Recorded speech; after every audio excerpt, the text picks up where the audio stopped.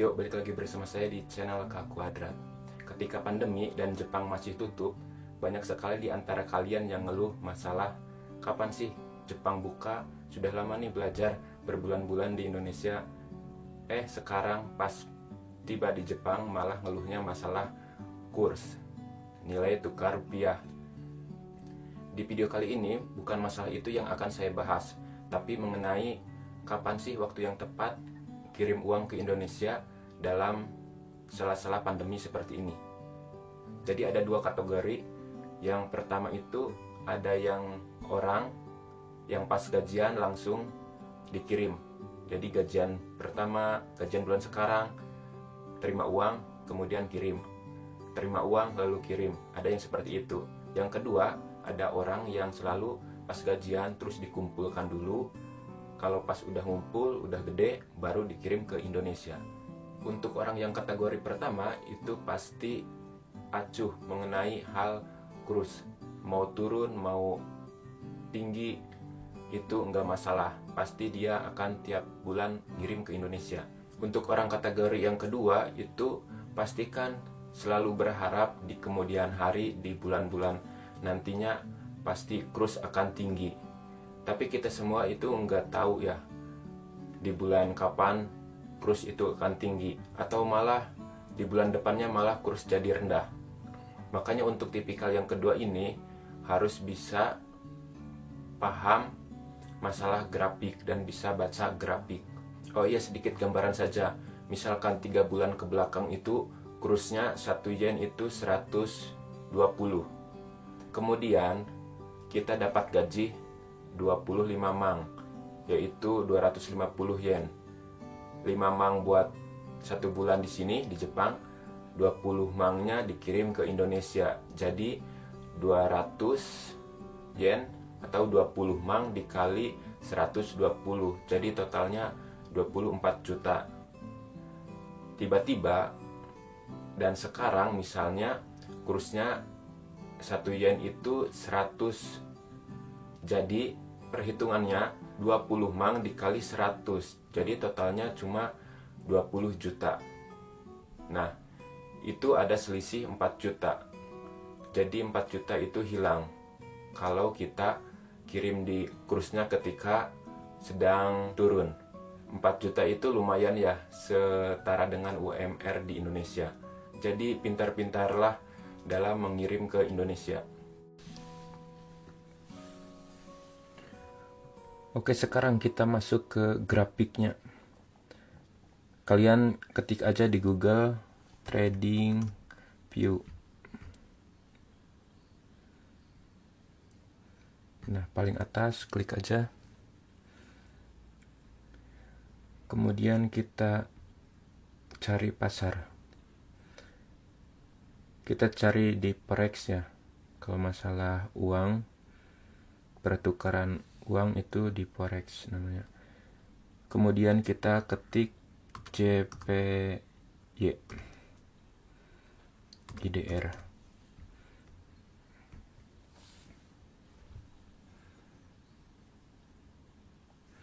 Nanti akan muncul grafiknya. Nah, untuk hari ini, hari di tanggal berapa sekarang? Tanggal 6.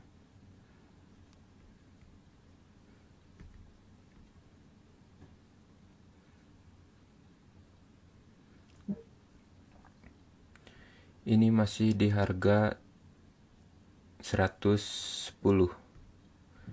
Nah, ini lagi downtrend ya, lagi turun.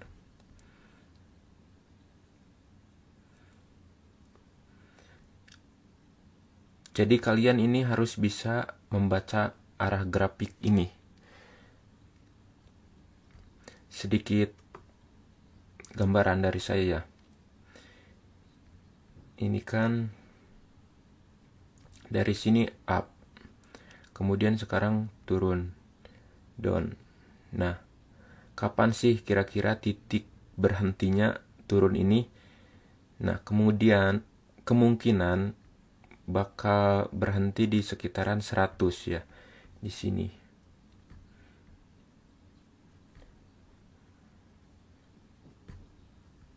Nah, di sekitar sini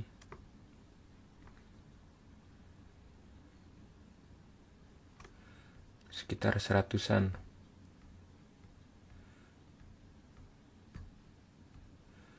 Nah, daerah sini 100. Ini bisa jadi support. Kemudian misalkan ini nggak kuat, ini kan udah turun misalkan di 100.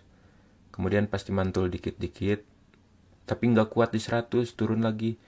Nah, kemungkinan supportnya di sini nih. Ini support yang paling kuat di 95-an, 94, 95-an nih. Di support sini. Ini support yang paling kuat. Nah, ini pasti turun. Oke, gambar dulu.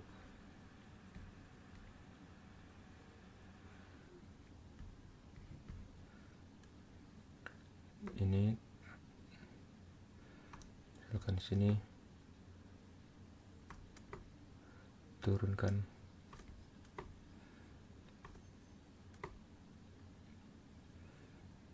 Kebalik.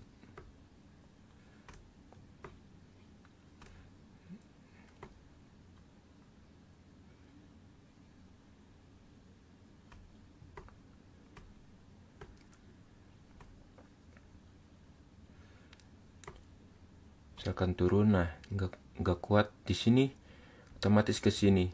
Jadi kalian intinya harus bisa paham dulu lah mana supportnya balik bakal mantul, mana resistennya. Nah, kalau orang yang tahu cryptocurrency dan saham pasti bisalah baca grafik seperti ini. Tahu saya kasih, nah, perbesar. Ini yen kemungkinan bakal turun dulu ya ke 100. Nanti lihat kalau pas udah di 100 ini kuat enggak.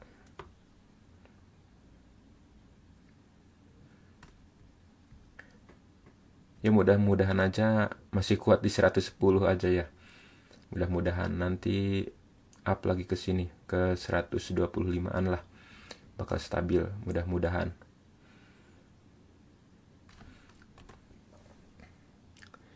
Intinya seperti ini ya. Ini tahap pemula banget. Yang intinya buat kalian yang pengen uangnya dikumpulin dulu, nanti kirimnya belakangan, harus lihat grafik dulu ya. Intinya seperti itu. Nggak pintar-pintar banget juga nggak masalah. Yang penting tahu lah. Jangan sampai kalian ngumpulin uang banyak ya di sini belum dikirim, tapi tahu-taunya malah kursnya malah turun gitu. Kan nggak ada persiapan. Kalau udah tahu grafik, pasti kita ngumpulin juga di sini tenang gitu. Pasti naik gitu. Soalnya kita udah tahu prediksinya. Nah, seperti itu aja. Jadi sekarang udah tahu kan kapan waktu yang tepat buat ngirim ke Indonesia. Tapi itu balik lagi kepada kalian. Mau kirimnya tiap bulan juga nggak apa-apa. Mau kirim nanti dikumpulin dulu juga nggak apa-apa. Dikumpulin dulu terus dikirim sekaligus gitu. Biar sekaligus gede. Itu nggak apa-apa. Asal menurut saya lihat dulu grafiknya gitu. Kalau grafiknya menurun, lebih baik kirimnya tiap bulan aja. Jangan dikumpulin nanti. Soalnya kalau grafiknya lagi downtrend itu bakal rugi lah ke kitanya gitu. Lumayan 1 juta 2 juta juga lumayan uang itu. Jadi pintar-pintar lah kapan kirim uang itu. Oke, cukup sekian dulu videonya. Semoga bisa bermanfaat dari saya. Jika suka dengan video ini jangan lupa di like, jangan lupa di subscribe juga, dan bagikan juga di akun sosial media kalian. Dan oke, sampai jumpa di video selanjutnya. Bye. Bye.